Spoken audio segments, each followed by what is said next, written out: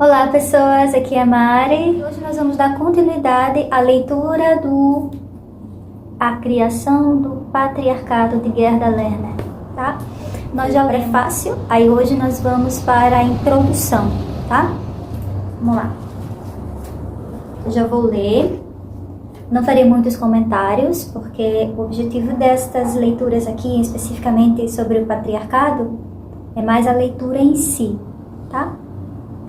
Então vamos lá, eu estou na página 27 e a introdução ela vai da página 27 à página 39, certo? Vamos lá. A história das mulheres é indispensável e essencial para a emancipação das mulheres. Após 25 anos pesquisando, ensinando e escrevendo sobre a história das mulheres, cheguei a essa certeza com base em teoria e prática. O argumento teórico será mais bem explicado neste livro. O argumento prático baseia-se em minha observação nas profundas mudanças de consciência pelas quais passam as alunas de História das Mulheres. Essa disciplina muda a vida delas.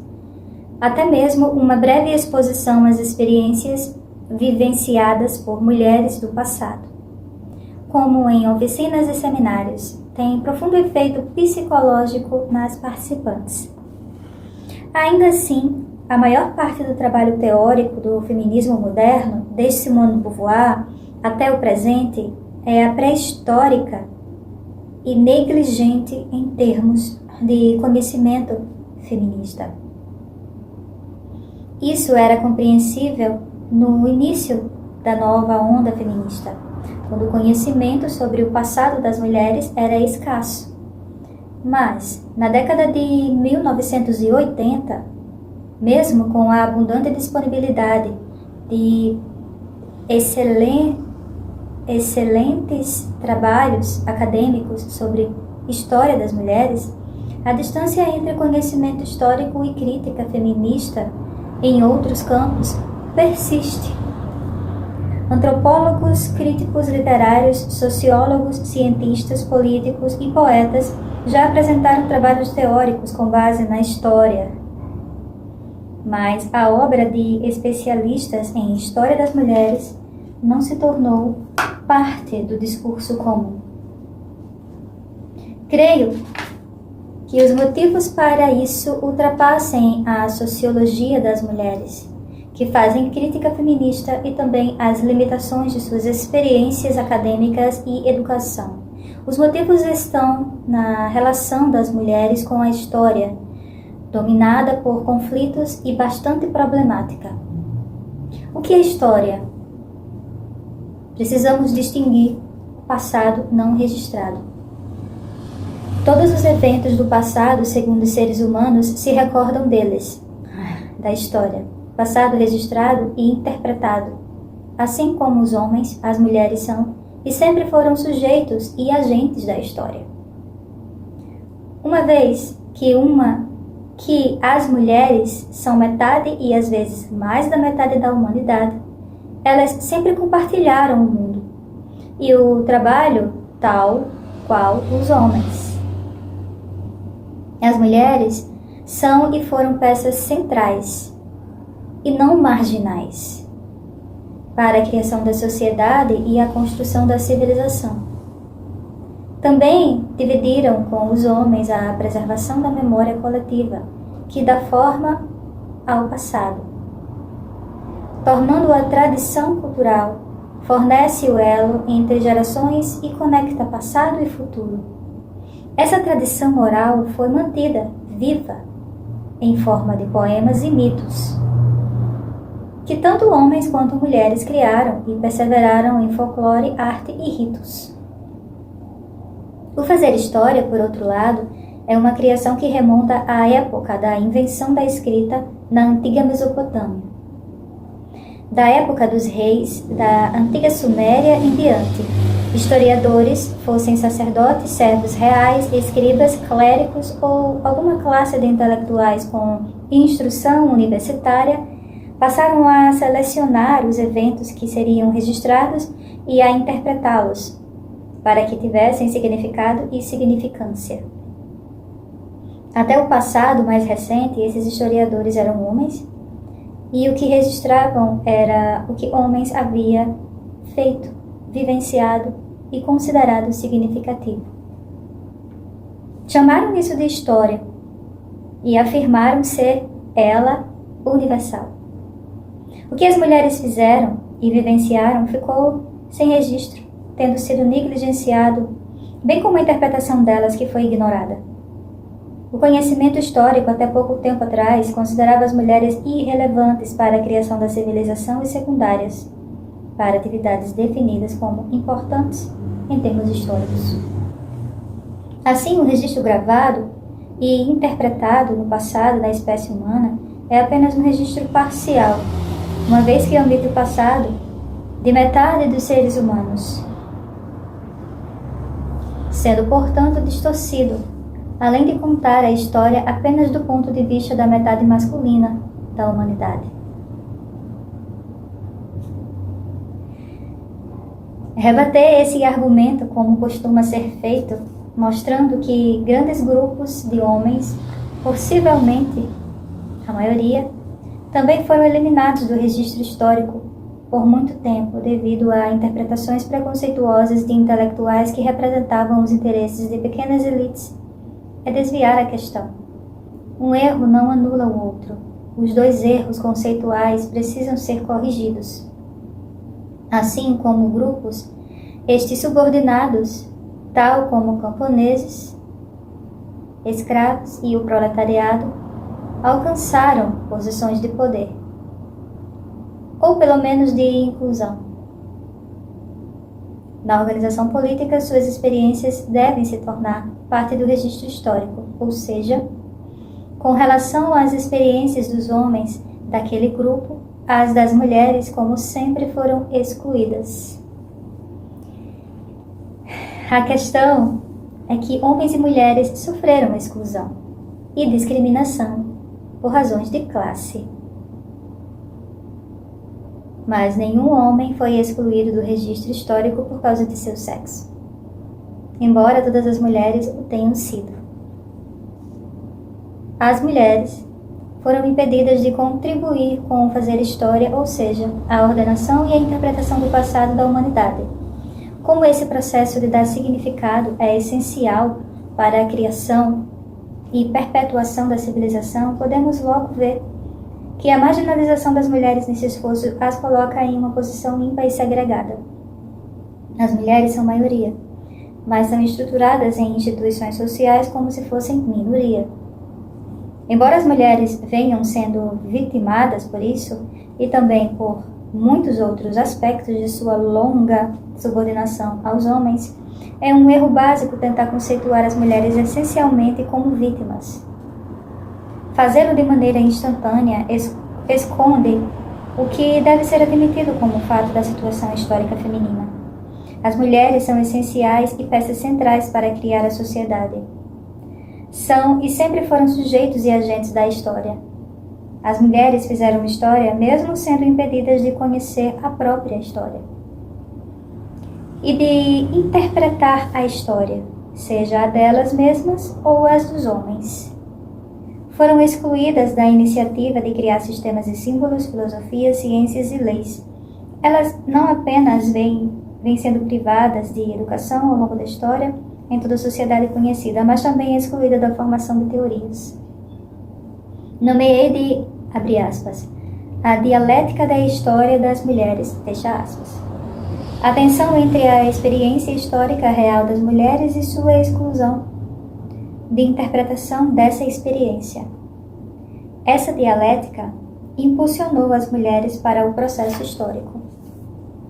A contradição entre a centralidade e o papel ativo das mulheres na criação da sociedade e sua marginalização no processo de dar significado por meio de interpretação e explicação é uma força dinâmica, fazendo com que elas lutem contra a própria condição. Nesse processo de embate, em determinados momentos históricos, quando as mulheres adquirem consciência das contradições em sua relação com a sociedade e com o processo histórico, essas são percebidas do modo correto e chamadas de privações, algo que as mulheres compartilham com o grupo. Essa tomada de consciência por parte das mulheres torna-se a força dialética que as impede a ação para mudar a própria condição e começar um novo relacionamento com a sociedade dominada pelos homens. Em razão dessas condições exclusivas às mulheres, elas tiveram uma experiência histórica expressivamente diferente da dos homens. Comecei fazendo a seguinte pergunta: quais são as definições e os conceitos necessários para que possamos explicar a relação única e segregada das mulheres em relação ao processo histórico, ao fazer história e à interpretação do próprio passado? Outra questão que esperava que meu estudo abordasse tinha relação com o longo atraso, mais de 3.500 anos de conscientização feminina sobre a própria posição de subordinação na sociedade. Qual seria a explicação? O que poderia explicar a cumplicidade histórica das mulheres em preservar o sistema patriarcal que as subjugava e em transmitir tal sistema ao longo das gerações a seus filhos de ambos os sexos? Essas questões são importantes e desagradáveis porque parecem revelar respostas que indicam a vitimização e a inferioridade essencial das mulheres. Acho que é um motivo pelo qual essas questões não foram abordadas antes por pensadoras feministas. Embora o conhecimento masculino tradicional nos tenha oferecido a resposta patriarcal, mulheres não produziram avanços importantes no campo do pensamento devido à preocupação determinada biologicamente com a criação dos filhos e das emoções. Essa seria a causa da inferioridade essencial nas mulheres em relação ao pensamento abstrato. Em vez disso, parto do princípio de que homens e mulheres são biologicamente diferentes, mas que os valores e as implicações baseadas nessa diferença resultam da cultura. Quaisquer diferenças perceptíveis no presente quanto a homens como grupo e mulheres como grupo são o resultado da história particular das mulheres, que é basicamente diferente da história dos homens. Isso ocorre em razão da subordinação das mulheres aos homens, que é mais antiga do que a civilização, e da negação da história das mulheres. A existência da história das mulheres foi ignorada e omitida pelo pensamento patriarcal, fato que afetou a psicologia de homens e mulheres de forma significativa. Comecei com a convicção compartilhada pela maioria das pensadoras feministas, de que o patriarcado como sistema é histórico, tem início na história.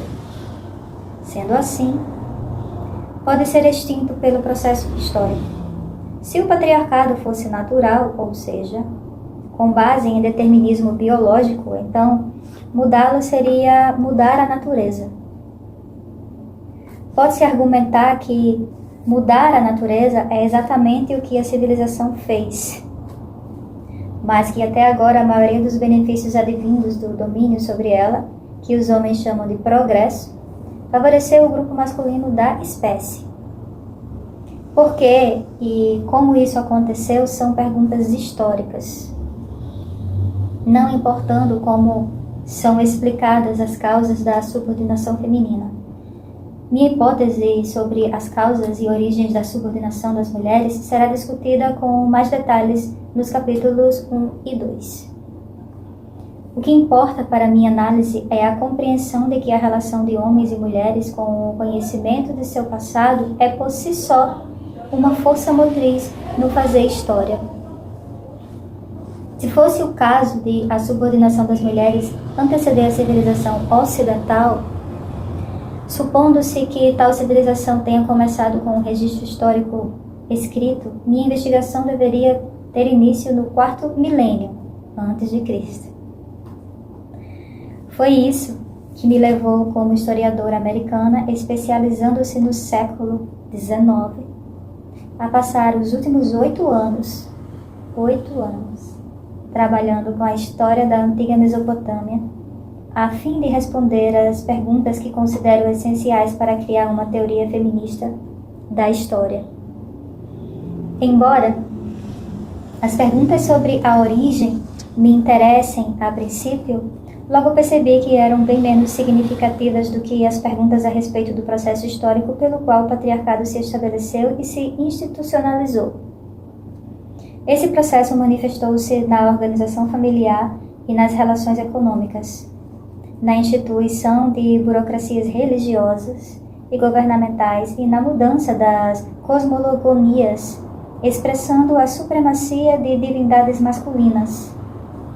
Embora embasada em obras teóricas existentes, eu admita que essa mudança ocorria como evento, entre aspas, em um período relativamente curto, que pode ser coincidido com a instituição de estados arcaicos, ou pode ter ocorrido um pouco antes, na época da instituição da propriedade privada, o que originou a sociedade de classes, sob a influência de teorias marxistas de origem, que serão abordadas com mais detalhes no capítulo 1. Eu visualizava um tipo de subversão revolucionária que teria alterado visivelmente as relações de poder na sociedade. Esperava encontrar mudanças econômicas que houvessem causado mudanças em ideias e sistemas explicativos religiosos. Procurava em particular por mudanças visíveis no status econômico, político e jurídico das mulheres, mas, conforme emergi no estudo das ricas fontes da história do Antigo Oriente Próximo, e comecei a considerá-las em sequência histórica, ficou claro para mim que a minha suposição havia sido muito simplista. O problema não está nas fontes, pois com certeza elas são abundantes para a reconstrução da história social da antiga sociedade mesopotâmica. O problema de interpretação é semelhante ao enfrentado por historiadores de qualquer campo que abordem a história tradicional com questões relativas às mulheres. Existe pouco material significativo disponível sobre mulheres, e o que existe é puramente descritivo. Ainda não foram propostas interpretações nem generalizações a respeito das mulheres por especialistas de trabalho de campo. Assim, a história das mulheres e a história das relações inconstantes dos sexos na sociedade mesopotâmica ainda precisam ser escritas. Tenho o maior respeito pela erudição, pelo conhecimento técnico e linguístico dos acadêmicos na área dos estudos do Antigo Oriente Próximo. E tenho certeza de que, em algum momento, algum deles fará uma pesquisa que sintetizará e colocará em perspectiva adequada a história, praticamente não contada, do inconstante status social, político e econômico das mulheres no terceiro e no segundo milênio a.C.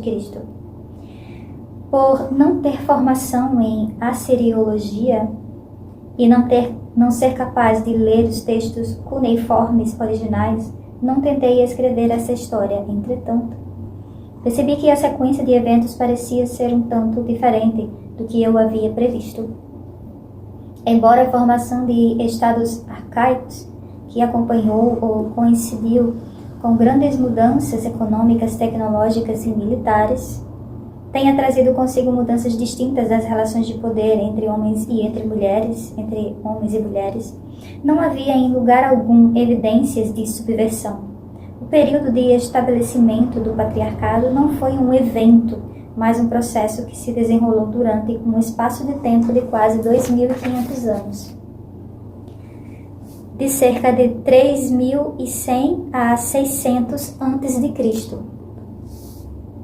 Aconteceu mesmo no Antigo Oriente Próximo.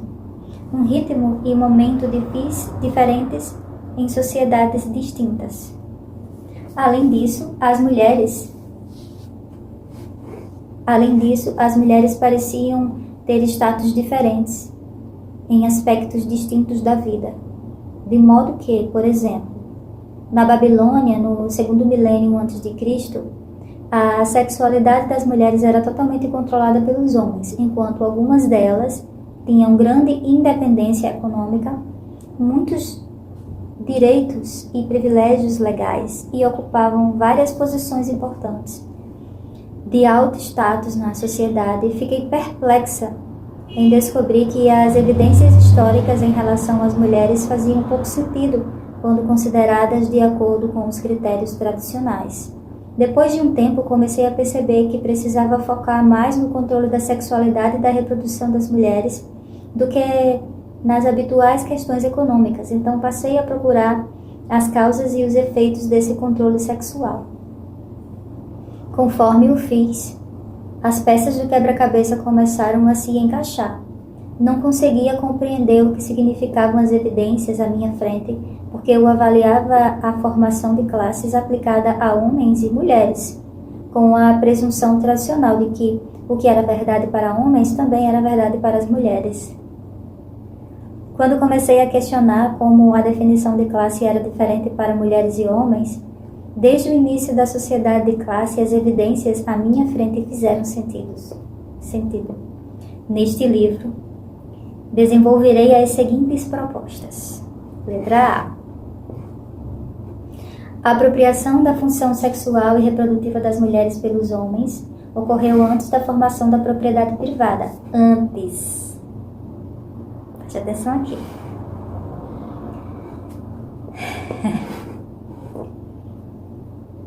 Antes da propriedade privada e da sociedade de classes.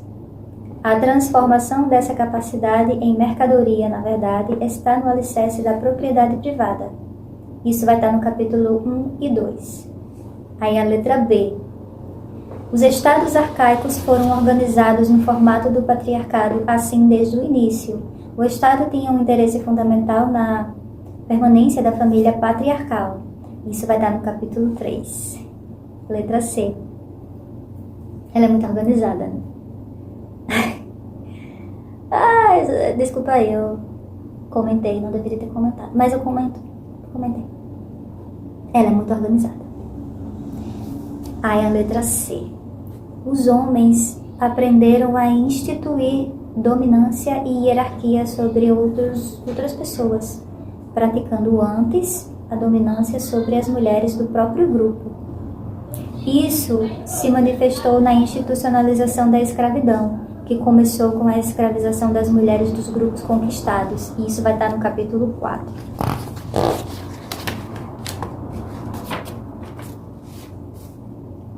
Aí a letra D. A subordinação sexual das mulheres foi institucionalizada nos mais antigos códigos de leis e imposta pelo poder total do Estado. Garantia-se a cooperação das mulheres por vários meios: força, dependência econômica do chefe da família, privilégios de classe concedida a mulheres dependentes e obedientes das classes mais altas e pelo artifício da divisão de mulheres em respeitáveis e não respeitáveis. Isso está no capítulo 5. Aí a letra E. A classe para os homens foi e é baseada em relação com os meios de produção. Aqueles que possuíam os meios de produção podiam dominar os que não as possuíam. Para as mulheres, a classe é mediada por seus vínculos sexuais com o homem, que então lhes proporcionou acesso a recursos materiais. A divisão de mulheres entre respeitável, ou seja, vinculada a um homem, e não respeitável, ou seja, sem vínculo com um homem, ou livre de todos os homens, é institucionalizada em leis relacionadas ao uso do véu por mulheres. Isso está no capítulo 6. Aí a letra F. Depois de muito tempo de subordinação sexual e econômica aos homens, as mulheres ainda desempenham papéis ativos e respeitáveis de mediação entre seres humanos e deuses, como sacerdotisas, videntes, adivinhas e curandeiras. O poder feminino, metafísico em particular, o poder de dar a vida, é venerado por homens e mulheres na forma de deusas poderosas, mesmo bastante tempo depois de as mulheres serem subordinadas aos homens. na maioria dos aspectos da vida.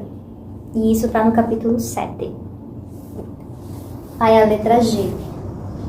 O destronamento de deusas poderosas, sendo substituídas por um deus masculino dominante, ocorre em quase todas as sociedades do Oriente Próximo após a instituição de uma monarquia forte e imperialista. De forma gradual, a função de controlar a fertilidade, que antes cabia totalmente às deusas, é representada por meio da cópula real ou simbólica do deus masculino ou deus rei com uma deusa ou uma sacerdotisa. Por fim, a sexualidade, erotismo e a procriação são separadas com o surgimento de deusas específicas para cada função. E a deusa mãe transforma-se na esposa cônjuge de Deus masculino principal. Isso está no capítulo 7. Aí a letra H. O surgimento do monoteísmo hebraico toma a forma de um ataque aos cultos difundidos a várias deusas da fertilidade.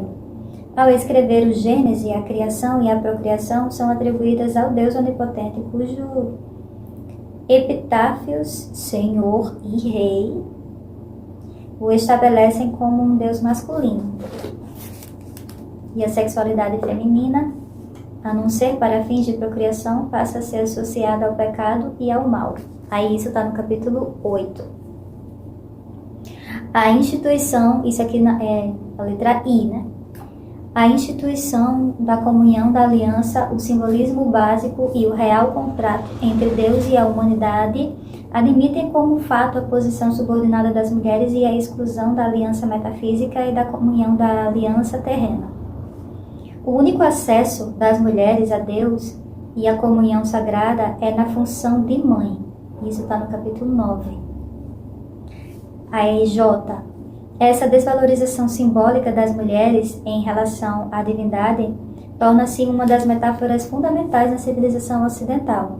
A outra metáfora fundamental é oferecida pela filosofia aristotélica, que admite como fato que mulheres são seres humanos incompletos e defeituosos, de uma categoria totalmente diferente das dos homens. Isso está no capítulo 10. É com a criação desses dois construtos metafóricos que se constroem os próprios alicerces dos sistemas de símbolos da civilização ocidental, que a subordinação das mulheres passa a ser vista como natural, entre aspas, tornando-se, em decorrência disso, invisível. É isso que, enfim, estabelece com firmeza o patriarcado como realidade e como ideologia. Qual é a relação entre conceitos? E, especialmente, conceitos sobre gênero e as forças sociais e econômicas que moldam a história? A matriz de qualquer conceito é a realidade. As pessoas não podem conceber algo que elas próprias não tenham vivenciado, ou pelo menos que outras pessoas não tenham vivenciado antes delas. Assim, imagens, metáforas e mitos manifestam-se de maneira prefigurada pela experiência passada. Em épocas de mudança, as pessoas reinterpretam esses símbolos de novos jeitos, originando-se assim novas combinações e novas compreensões. O que estou tentando fazer neste livro é traçar, por meio de evidências históricas, o desenvolvimento dos principais conceitos, símbolos e metáforas pelos quais as relações patriarcais entre gênero foram incorporadas à civilização ocidental. Cada capítulo é construído em torno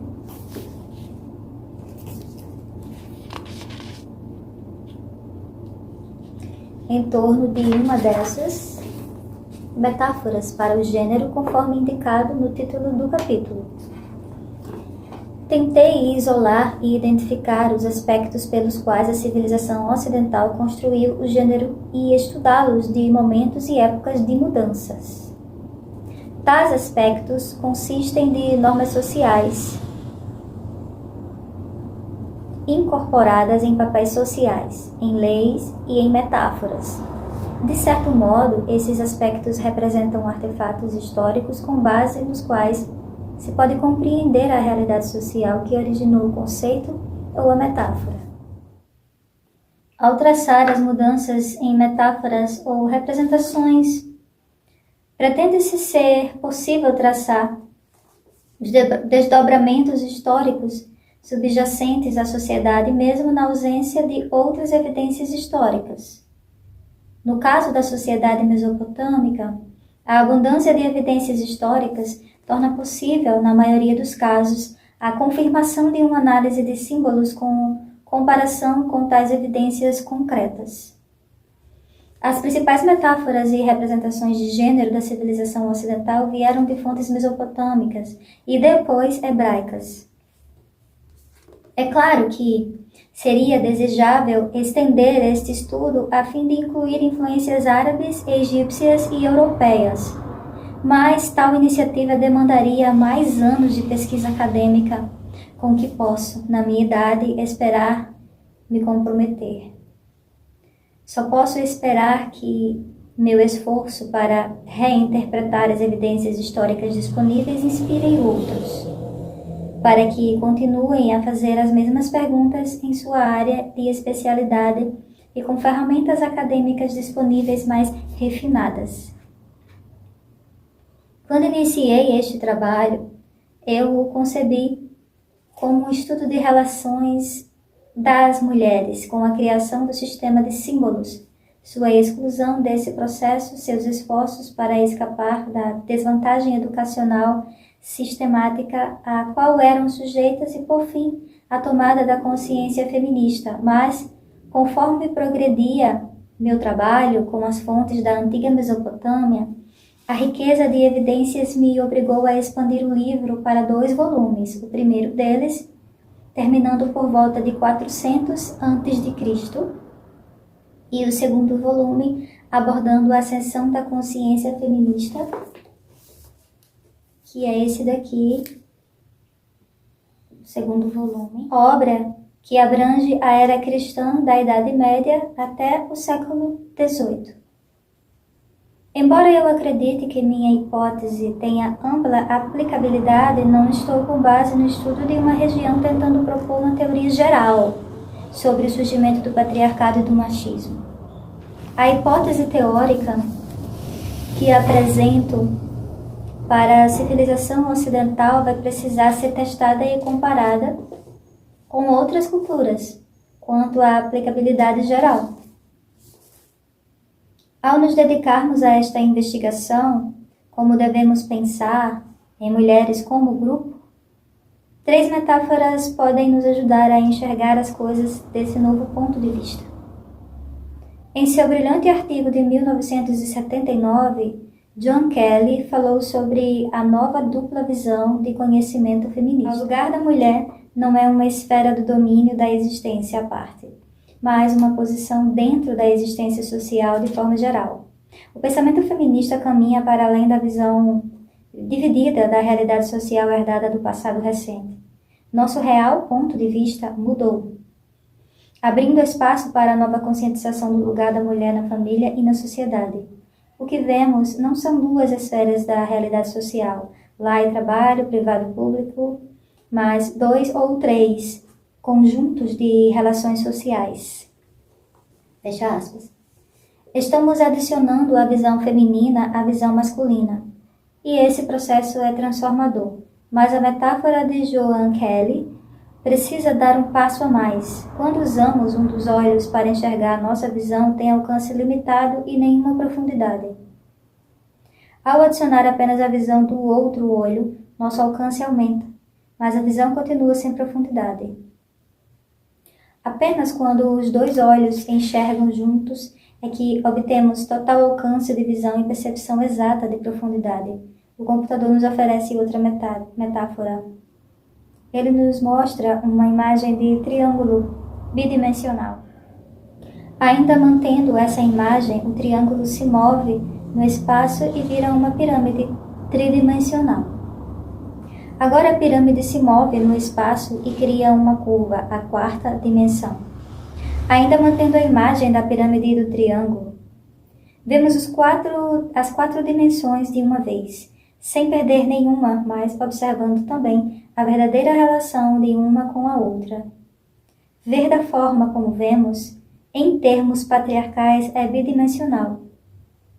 Adicionar mulheres à estrutura patriarcal torna a visão tridimensional, mas apenas quando a terceira dimensão está totalmente integrada e caminha com o conjunto.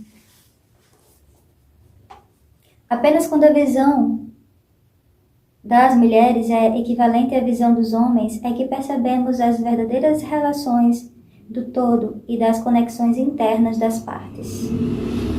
Por fim, outra imagem. Homens e mulheres vivem em um palco no qual desempenham seus papéis designados, ambos de igual importância. A peça não pode prosseguir sem os dois tipos de atores.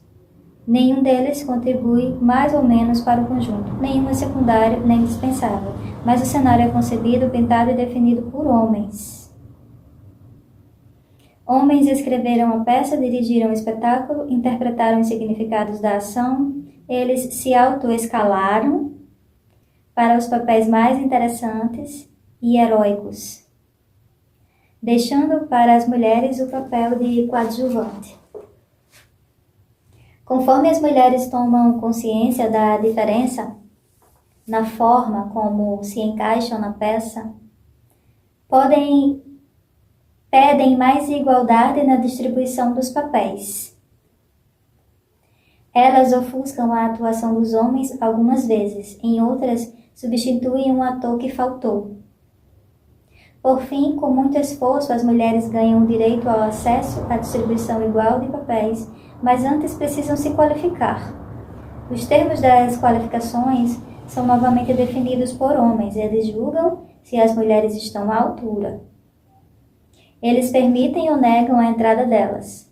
Dão preferência às mulheres submissas e àquelas que se encaixam com perfeição na descrição da vaga. Homens punem por meio da ridicularização e exclusão qualquer mulher que se ache no direito de interpretar o próprio papel ou o pior dos pecados, reescrever o roteiro. Leva muito tempo para que as mulheres entendam que receber papéis iguais não as tornará iguais, enquanto o roteiro, os objetos do palco, o cenário e a direção ficarem estritamente a cargo dos homens.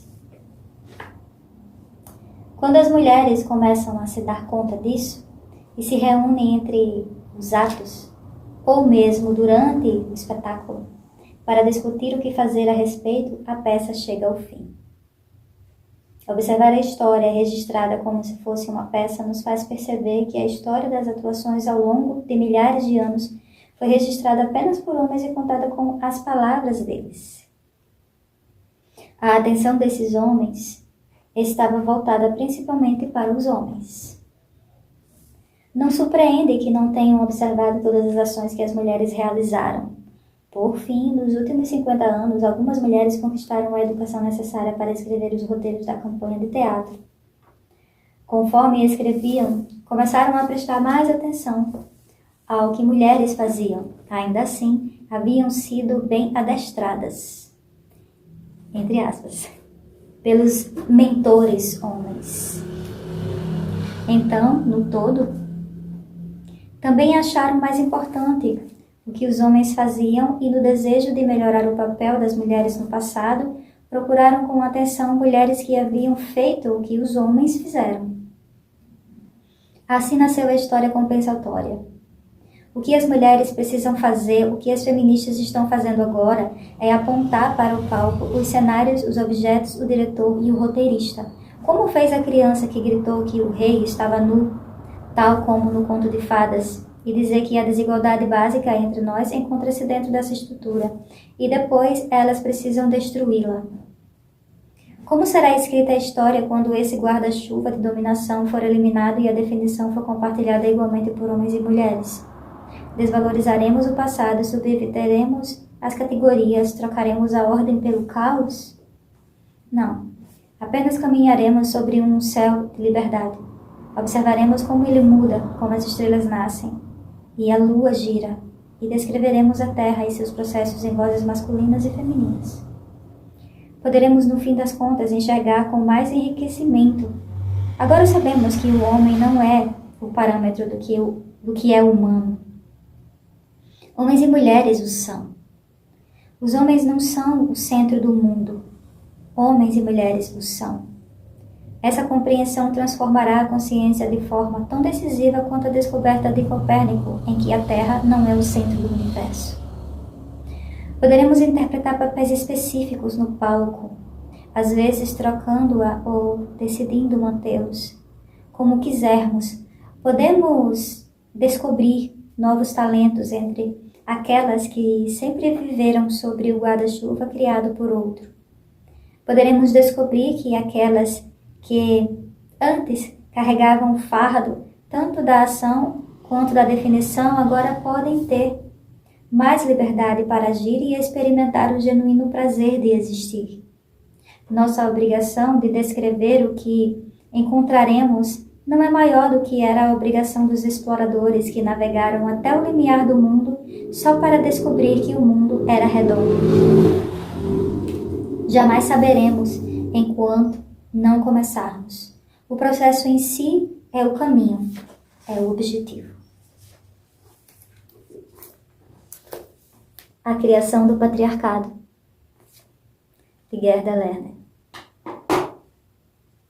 Finalizamos a introdução. Até a próxima leitura. Tchau! Curte, compartilha, comenta. Até a próxima.